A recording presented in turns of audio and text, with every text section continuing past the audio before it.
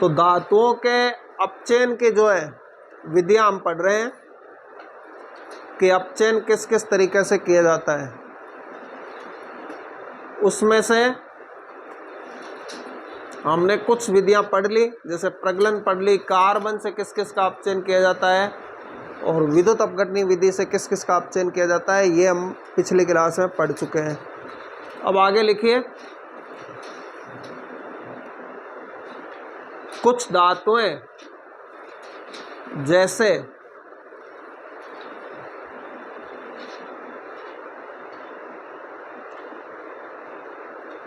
Titanium,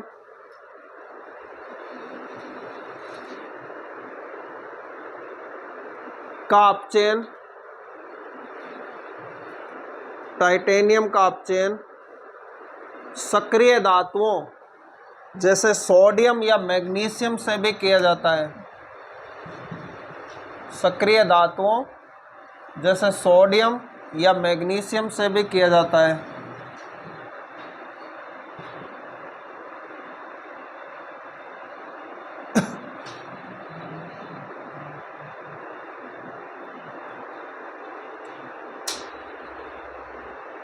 अब देखिए, ये जो टाइटेनियम है, इस टाइटेनियम से ज़्यादा सक्रिय धातु, जब हमने सक्रियता श्रेणी पढ़ी थी तो उसमें मैंने एक बात कही थी कि जो ज़्यादा सक्रिय धातु होती है वो कम सक्रिय धातु को उसके यौगिक में से क्या कर देती है, हटा देती है। तो यहाँ टाइटेनियम, ध्यान रखना, महंगी धातु है इनसे सोडियम वगैरह की तुलना में। तो यहाँ क्या होता है कि जब इसकी सोडियम से क्रिया करवाते हैं तो सोडियम यहाँ ज़्यादा सक्रिय धातु है, तो ज़्यादा सक्रिय धातु है, तो इस केस में ये क्या करेगी, ये टाइटेनियम को क्या कर देगी, हटा देगी ऑक्सीजन के साथ से, और उस ऑक्सीजन के साथ में खुद आ जाएगी और टाइटेनियम को क्या कर देगी, अकेला कर देगी। अब सोडियम का ऑक्साइड क्या होता है, Na2O होता है, ये हम पढ़ चुके हैं। बाकी आपको यहाँ ध्यान रखने वाली बात यह है कि टाइटेनियम का अपचयन किससे किया जाता है, सोडियम या मैग्नीशियम से किया जाता है। तो आप चाहे सोडियम ले लो चाहे मैग्नीशियम ले लो, अगर आपने मैग्नीशियम लिया है तो मैग्नीशियम लेने पर मैग्नीशियम भी हटा देगा उसको और आपको टाइटेनियम प्राप्त हो जाएगी। तो फिलहाल आपको धातु का नाम याद रखना है कि भाई सोडियम और इससे कौन सी धातु जो है। तो ये जो हमने सक्रियता श्रेणी में पढ़ा था, तो ये हमेशा ऐसा होता है कि जो ज़्यादा सक्रिय होती है वो कम सक्रिय को उसके लवण में से क्या कर देती है, हटा देती है ऊपर।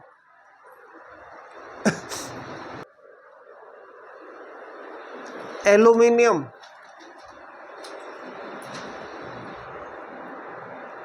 इसी प्रकार aluminium, chromium, manganese, chromium, manganese व लोहे को अपचयित करती है। क्रोमियम, मैग्नीज व लोहे को अपचयित करती है।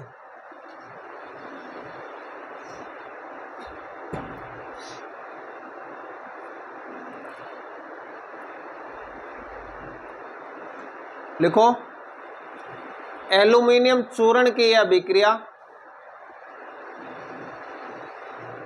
एल्यूमिनियम चूर्ण की यह अभिक्रिया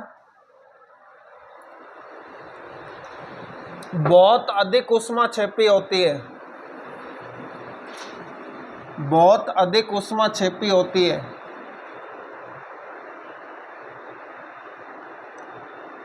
अतः इसे थर्माइट अभिक्रिया भी कहते हैं। अतः इसे थर्माइट अभिक्रिया भी कहते हैं।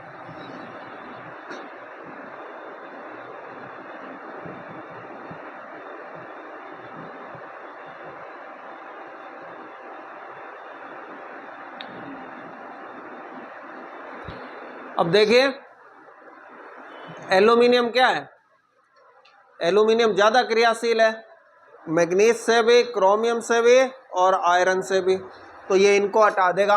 लेकिन एल्यूमिनियम का जो ऑक्साइड बनता है उसका फार्मूला क्या होता है, Al2O3, और ये मैग्नीज को अकेला कर देगा, मैग्नीज आपको प्राप्त हो जाएगी। इसी तरह क्रोमियम को भी हटा देगा, ये इसका ऑक्साइड परमानेंट है और इससे क्या मिल जाएगा, क्रोमियम Cr मिल जाएगी। और इसी तरह ये आयरन को भी हटा देगा, खुद क्या बना देगा, ठीक है। तो इस तरह से जो ज़्यादा सक्रिय धातु होती है उसको लेकर भी आप कम सक्रिय धातु को अपचयित कर सकते हैं। उतारो कि ये यहां पर अब एक चीज होती है कि कर सकते हैं और एक चीज होती है कि करते हैं। तो ध्यान रखना कि मैग्नीज एल्यूमिनियम से महंगे धातु है, तो मैग्नीज का तो अपचयन कर सकते हैं किससे, और ये करते भी, ये प्रैक्टिकल है, वास्तव में ऐसा होता है। इसका क्रोमियम भी महंगी धातु है किसकी तुलना में, एल्यूमिनियम से। मतलब 1 किलो एल्यूमिनियम लगेगा और अगर 1 किलो क्रोमियम प्राप्त होगी तो उसकी कीमत उससे कई गुना ज्यादा है एल्यूमिनियम की तुलना में।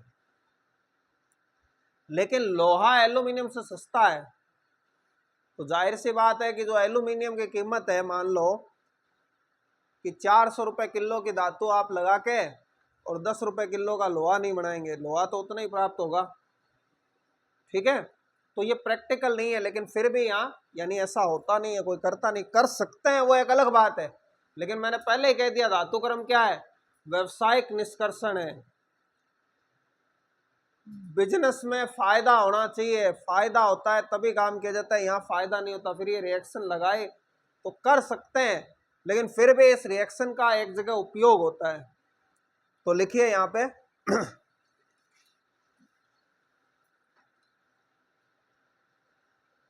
अभिक्रिया 3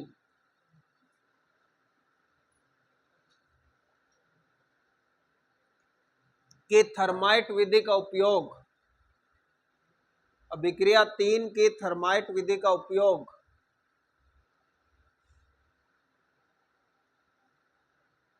ट्रेन की पटरियों की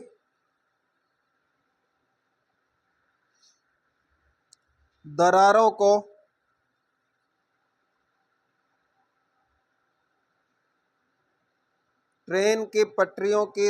को भरने के लिए किया जाता है।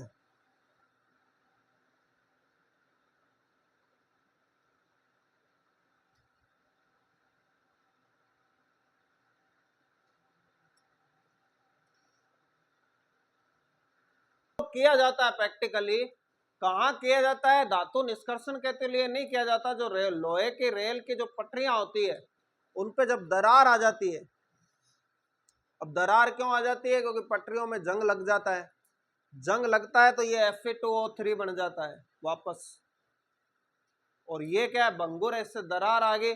तो यहां उसको एल्यूमिनियम चूर्ण के साथ में थोड़ा सा पहले गर्म करते हैं और यह अभिक्रिया इतनी ज्यादा उष्मा छेपी होती है, इसीलिए इसको थर्माइट कहते हैं। थर्मल से क्या मतलब है, जो हीट निकलती हो जहां पे खूब सारी, तो इस अभिक्रिया में इतनी ज्यादा हीट निकलती है कि वो पटरी वहां से पिघल जाती है, और पिघलने पर उसमें जो दरार होती है वो दरार क्या हो जाती है, एक तो जॉइंट हो जाती है, और एक वो जो जंग है, इस जंग को ये एल्यूमिनियम क्या कर देता है, खत्म कर देता है, ठीक है ना। तो जंग को भी हटा देगा और उस दरार को भी भर देगा, क्योंकि लोहा पिघलेगा ना, तो पिघले हुए सतह उसकी वापस क्या हो जाएगी, चिपक जाएगी। इस प्रकार से जो है इस विधि का उपयोग, थर्माइट विधि का उपयोग, ये इंपॉर्टेंट उपयोग है कि ये लोहे की पटरियों की दरारें जो होती है, जो ट्रेन की पटरियों की, उसको भरने में इसका उपयोग किया जाता है, न कि धातु निष्कर्षण के लिए, ठीक है। तो ये जो है ये आपके अपचयन का टॉपिक हो गया, ठीक है। अब हमें अपचयन से क्या प्राप्त हो जाती है, धातु तो प्राप्त हो जाती है, लेकिन वो धातु शुद्ध नहीं होती। तो शुद्ध नहीं होते तो अब लास्ट में बस क्या किया जाता है, धातु का शुद्धिकरण। तो लास्ट स्टेप है धातु का शुद्धिकरण।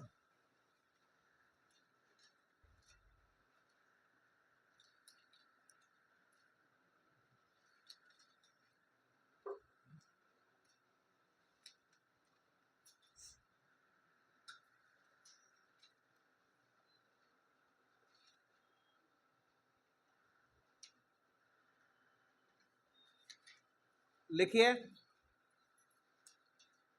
अपचयन से प्राप्त धातुओं में कुछ अशुद्धियां होती है। अपचयन से प्राप्त धातु में कुछ अशुद्धियां होती है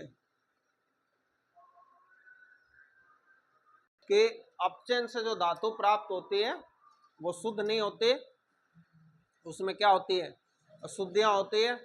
तो अब उन अशुद्धियों को दूर किया जाएगा।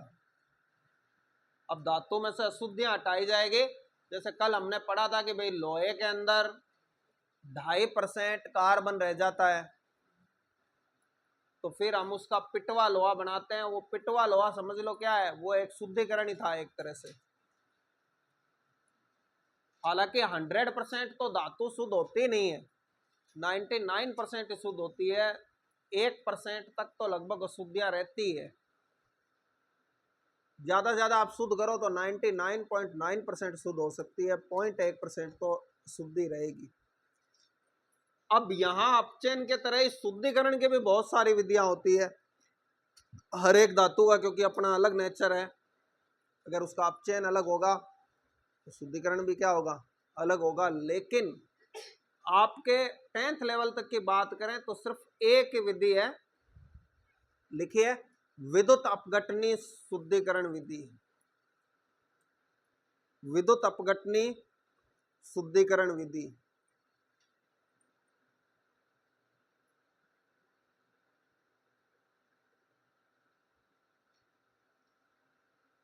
लिखिए, इस विधि से सबसे ज्यादा धातुओं का शुद्धिकरण किया जाता है। इस विधि से सबसे ज्यादा धातुओं का शुद्धिकरण किया जाता है।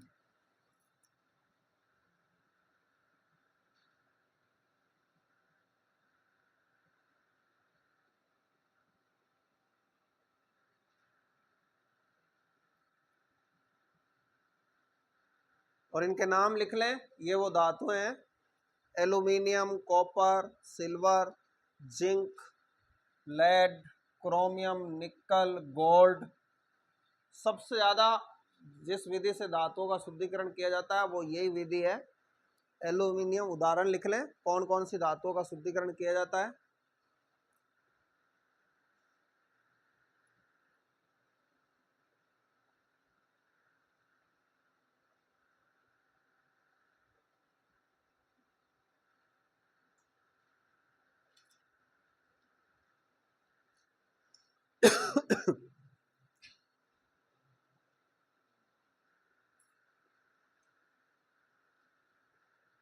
लिखिए, पैराग्राफ चेंज करके, इससे धातु को शुद्ध करने के लिए, इससे धातु को शुद्ध करने के लिए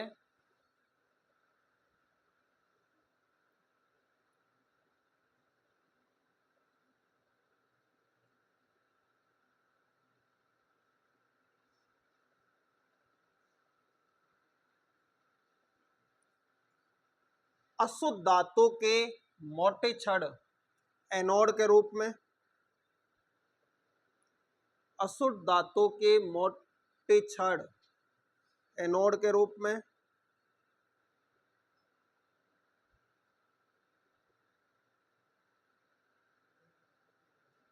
तथा शुद्ध धातु के पतले छड़, तथा शुद्ध धातु के पतले छड़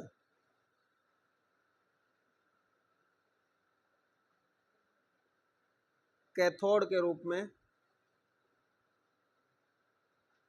लेते हैं।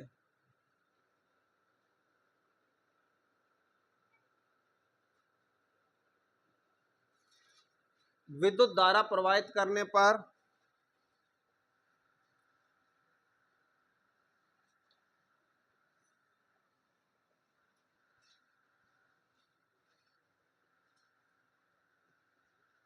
धातु शुद्ध होती रहती है, धातु शुद्ध होती रहती है और अशुद्धियां एनोड के नीचे, अशुद्धियां एनोड के नीचे इकट्ठी होती जाती हैं। जिन्हें एनोड पंख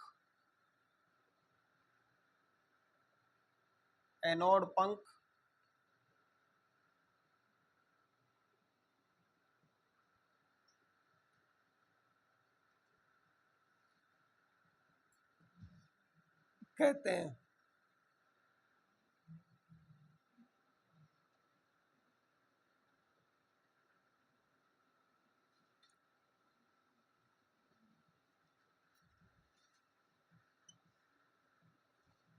देखो इस प्रक्रिया में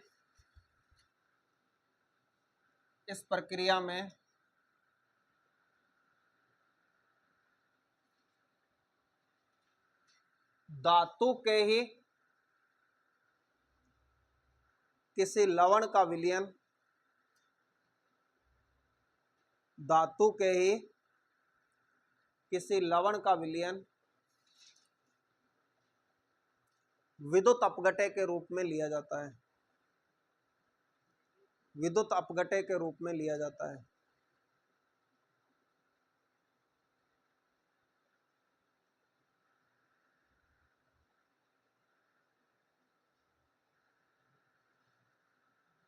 विद्युत अपघटय के रूप में लिया जाता है। जैसे कॉपर के शुद्धिकरण में कॉपर सल्फेट, कॉपर के शुद्धिकरण में कॉपर सल्फेट।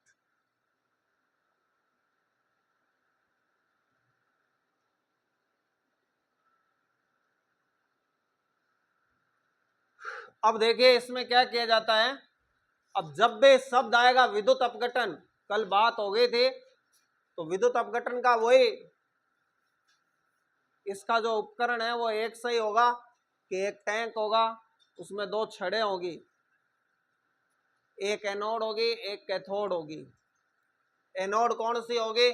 जिसके अंदर बिजली का कौन सा तार हो, पॉजिटिव तार हो, और कैथोड कौन सी होगी? जिसमें बिजली का नेगेटिव तार हो। ये सिंपल सी बात है। लेकिन यहां हम कोई नई चीज नहीं बना रहे हैं, है तो वो धातु है, उसको शुद्ध करना है हमें। तो ये अशुद्ध धातु की एक मोटी छड़ हम यहां लेते हैं, और शुद्ध धातु जो हमारे पास पहले से मौजूद है, तो वो शुद्ध धातु की एक पतली छड़ लेते हैं। मोटी छड़ का तो एनोड बनाते हैं, पतली छड़ का क्या बनाते हैं? कैथोड बनाते हैं। और जैसे जैसे, और एक और है कि यहाँ एक विलयन भी लेना पड़ेगा ताकि करंट पास हो जाए। यहाँ इस छड़ से इस छड़ तक करंट जाए, हवा में तो जाएगा नहीं करंट। करंट के लिए या तो तार होना चाहिए या फिर विलयन होना चाहिए, सॉल्यूशन होना चाहिए। जैसे बैटरियां हैं, वो तारों पे नहीं काम करती, वो सॉल्यूशन होता है। बैटरी के अंदर क्या होता है? विलयन होता है, तो विलयन पे काम करती है। तो यहाँ पे एक विलयन लिया जाता है। तो किसका विलयन लिया जाता है? जिस धातु को आप शुद्ध कर रहे हो। जैसे आप यहाँ कॉपर का शुद्ध कर रहे हो, तो कॉपर को शुद्ध कर रहे हो, तो हम इसको कॉपर के रेफरेंस में पढ़ रहे हैं कि अशुद्ध कॉपर धातु का क्या हो गया? एनोड। और ये शुद्ध यहाँ क्या हो गया? शुद्ध कॉपर का ही क्या हो गया? कैथोड। और जब हम कॉपर को शुद्ध कर रहे हैं, तो कॉपर का कौन सा लवण है जो आमतौर पे बेसिक मिलता है जनरली? Copper sulphate. पीछे भी कई बार आ चुका है, ये आपको लेना पड़ेगा। यह भी क्वेश्चन बन सकता है कि आपको धातु दी हुई होगी और ये लिखा हुआ होगा कौन सा लवण विद्युत अपघटय के रूप में लेना चाहिए, तो आप देख लेना उस खुद धातु का ही होना चाहिए। कॉपर को शुद्ध कर रहे हो तो कॉपर का ही है, जिंक को शुद्ध कर रहे हो तो इतना आप ऑप्शन देख के पता लगा सकते हैं। अब जब आप करंट प्रवाहित करोगे, तो करंट प्रवाहित करने पर क्या होगा कि ये कॉपर इसमें से निकल के इसमें आता जाएगा, और धीरे धीरे ये छड़ तो पतली होती जाएगी और ये क्या होती जाएगी? मोटी होती जाएगी। तो सारा कॉपर इसमें से निकल के और इसमें से आ जाएगा, और एंड में जो अशुद्धियां होंगी वो नहीं जा पाती है, वो इसके नीचे इकट्ठी हो जाएगी। तो यहां इसको क्या कहते हैं? एनोड पंख बोलते हैं, या फिर मड। इस पंख या मड दोनों का मतलब होता है कचरा या कीचड़, यानी कचरा एनोड के नीचे क्या हो जाता है? इकट्ठा हो जाता है। ये आप चित्र भी बना लें। नेक्स्ट टॉपिक है संचारण। हालांकि इसकी थोड़ी बहुत बात हो चुकी थी, लेकिन कोई बात नहीं, इसको भी थोड़ा सा जो है